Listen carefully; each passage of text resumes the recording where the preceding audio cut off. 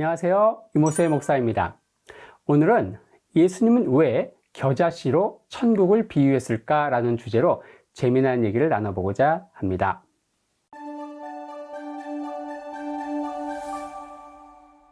(2월 말 3월 초 즈음) 이스라엘의 성지순례를 오시면 이 갈릴리 호수 주변에 만발한 겨자꽃을 보게 됩니다. 가이드가 호수를 가리키면서 말합니다. 저게 바로 예수님이 사역하시던 그 갈릴리 호수입니다. 디베랴 바다입니다. 게네사렛 호수입니다. 그러면 저마다 폭풍 감동에 흠뻑 빠집니다. 제가 볼 때 예루살렘보다 성지로서 더 진한 감동을 주는 곳은 갈릴리인 것 같습니다. 가이드가 계속 말을 잇습니다. 저 호수 주변에 만발한 저 노란 꽃이 겨자꽃입니다. 그리고 저게 예수님이 천국 비유에서 말씀하신 그 겨자나무입니다. 그러면 버스 안의 분위기가 이상해집니다. 일명 갑분싸. 갑자기 분위기가 싸해지는 거죠. 그리고 곳곳에서 궁시렁거리는 소리가 들립니다. 아니, 저게 겨자나무라고? 앞만 봐도 큰 나무가 돼서 새들이 깃들 것 같지 않은데? 가이드님, 혹시 뭐 잘못하신 거 아닙니까? 하지만 맞습니다. 이게 예수님이 천국 비유 때 말씀하신 그 겨자나무가 맞다고요. 근데 이상하죠? 이건 절대 큰 나무가 될 수 없습니다. 솔직히 이걸 나무라고 부르기도 좀 궁색하죠. 뭐 콩나물, 숙주나물처럼 나물이라면 모를까? 그럼 뭘까요? 우리가 겨자씨 비유의 포인트를 잘못 이해하고 있다는 겁니다. 예수님은 비유가 아니면 가르치지 않았다는 표현이 있을 정도로 비유라는 독특한 수사학을 통해 핵심 진리인 천국을 가르치셨습니다. 천국은 마치 뭐와 같다.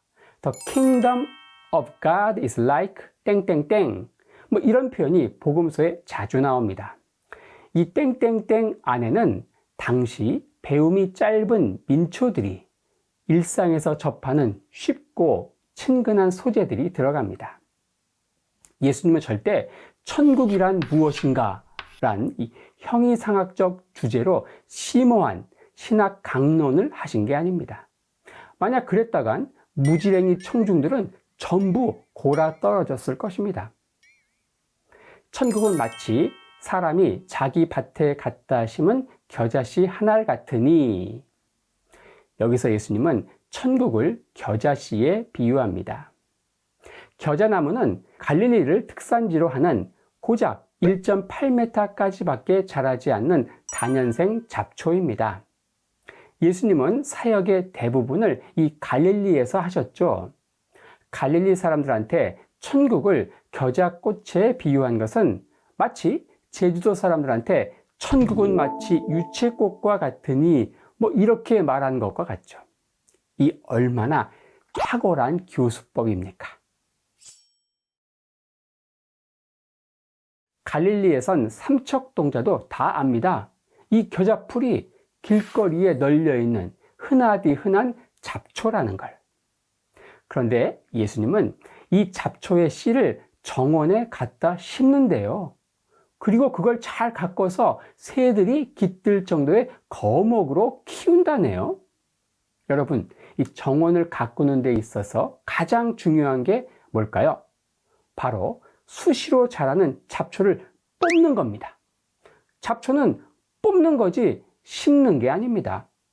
혹여 잡초인 겨자씨를 심어서 제 아무리 잘 가꾼다 해도 절대 새들이 깃들 정도의 거목으로 자라지도 않습니다. 즉 겨자씨 비유의 핵심 포인트는 모순, 역설, 더 나아가 과장에 있는 겁니다. 이런 식의 가르침을 랍비적 과장법, Rabbinic Exaggeration 이라고 하는데 1세기 당시 이스라엘 랍비들이 즐겨 사용하던 수사학이었습니다. 예수님도 당대 랍비 중 하나로 여겨졌죠. 각계각층의 사람들이 예수님을 찾아와선 랍비여 부르면서 영적 자문을 구하잖아요. 예수님도 당대 랍비들처럼 이 랍비적 과장법을 즐겨 사용하셨는데요. 예를 들어 볼까요? 예수님이 이렇게 말씀하십니다. 누구든지 내 오른 눈이 실족시켜? 그러면 오른 눈 파내. 오른 팔이 실족시켜? 그럼 오른팔 잘라. 뭐? 오른발이 또 실족시킨다고? 그럼 가차없이 오른발도 잘라. 여러분이 만약 이 말씀을 액면 그대로 순종하신다면 천국은 1급 장애인 분들의 동호회 장소가 되겠죠. 이 말씀은 죄와 싸우되 대충 타협하지 말고 철저하게 피 흘리기까지 싸우라는 교훈을 이 랍비적 과장법을 통해 전하신 겁니다.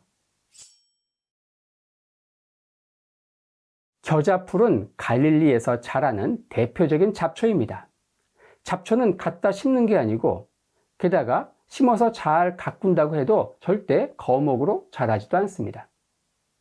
겨자씨 비유는 모순과 역설을 담고 있는 또 하나의 랍비적 과장법인 거죠. 예수님은 주 사역지인 갈릴리의 청중들 앞에서 이 천국을 그 지역의 잡초인 겨자씨에 비유하고 있습니다. 갈릴리의 민초들은 분명 이 비유가 잡초처럼 짓밟히고 소외된 자기들의 고향, 즉 갈릴리 지역을 빗댄 표현인 걸 대번에 알았을 겁니다. 1세기 당시 이스라엘의 정치, 경제, 사회, 문화, 종교 모든 면에 기득권은 성전이 있는 예루살렘을 중심으로 한 요 유다 지역이 꽉 틀어지고 있었습니다. 저 북쪽에 있는 갈릴리는 이방의 갈릴리로 불리며 멸시와 천대를 받았죠. 성경에는 이 갈릴리와 그 지역 사람들에 대한 조롱과 경멸을 담은 표현들이 종종 나옵니다. 갈릴리에선 선지자가 나올 수 없다. 너도 갈릴리 사람이냐? 네 사투리가 그걸 증명하는데 어디서 거짓말을? 여러분 그거 아십니까? 심지어 천사들도 갈릴리 사람을 무시했다고요. 예수님이 감람산에서 승천하실 때 제자들이 목을 빼들고 하늘을 쳐다보죠. 이때 천사의 목소리가 하늘에서 들립니다. 이 갈릴리 촌놈들아, 뭘 쳐다봐? 눈 까라. 하늘로 올라가신 이 예수님은 너희가 본 그대로 다시 오실 거야. 갈릴리 지역은 이처럼 장관 인사에도 늘 빠지고 대권을 잡기는커녕 단 한 번도 변변한 대권 후보를 낸 적이 없는 완전 핫바지 지역이었던 겁니다. 예수님은 12명의 제자를 부르셨는데 그중 단 한 명만 빼곤 전부 갈릴리 출신입니다. 그 한 명은 배반자 유다인데 유다 지방의 크리오 출신입니다. 그래서 그의 출신지 이름을 따서 가론 유다라고 불리지요. 어떤 분은 이 유다의 배신을 지역 감정 때문으로 보기도 합니다. 전부 갈릴리 출신인 제자들 틈바구니 속에서 오랫동안 이 유다가 느꼈을 무슨 소외감, 따돌림 같은 데서 원인을 찾는 거죠. 예수님은 오랫동안 잡초처럼 짓밟히고 버림받고 소외된 갈릴리 지역에서 제자들을 부르셨습니다. 그리고 3년간 자신의 정원에 갖다 심어서 정성껏 가꾸었고 마침내 한 사람 한 사람을 거목으로 인류의 위대한 스승으로 키워내셨습니다. 여러분은 누굽니까? 베드로라는 거목에서 짹짹거리는 참새죠.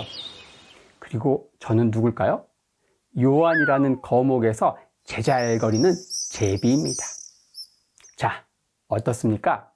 천국은 마치 잡초인 겨자씨를 자기 정원에 갖다 심어 잘 가꿔서 새들이 깃들 정도의 거목으로 키우는 것과 같다. 이제 겨자씨 비유의 포인트가 명확히 잡히죠? 그런 점에서 예수님이야말로 진정한 의미에서 갈릴리 대망론을 실현하신 분인 겁니다. 오늘은 유명한 겨자씨 비유에 대해 얘기했습니다. 겨자풀은 결코 새들이 깃들 정도로 큰 나무로 자라지 않는 갈릴리 지역 길가에 널려 있는 흔하디 흔한 잡초입니다. 예수님은 잡초처럼 버림받던 갈릴리 지역에서 제자들을 한 명 한 명 불러서 결국 그들을 엄청난 거목으로 키워내신 겁니다. 와우! 그렇다면 잡초와 같은 내 인생에도 분명 소망이 있겠죠? 오늘은 겨자씨 비유에 대해 얘기했고요. 다음엔 더 재밌고 유익한 영상으로 찾아오겠습니다. 레이트라웃!